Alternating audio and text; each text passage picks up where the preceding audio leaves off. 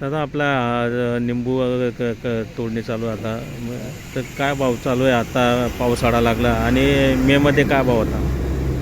आता भाव हे रुपयापासून ते 3 रुपयापर्यंत आणि उन्हाळ्यामध्ये होता 60 रुपये 70 रुपये बस. हा माल कुठे जातो विक्रीसाठी? हा तो सावंतर गाव सुरत आता अंबनेर.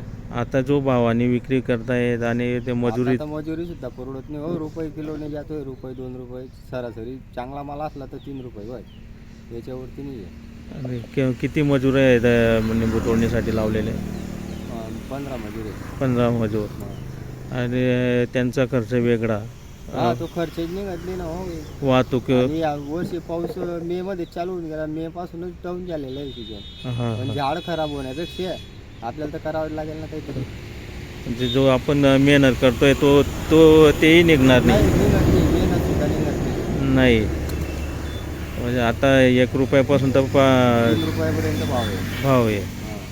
अच्छा म्हणजे फक्त या मेहनतच करावं लागते ह्या. मेहनत म्हणजे आता ती नाईलाजी गोष्ट आहे. शेतामध्ये घाण होते काय नाही. हां जर झाड होतात तर झाड खराब होतं. बरोबर.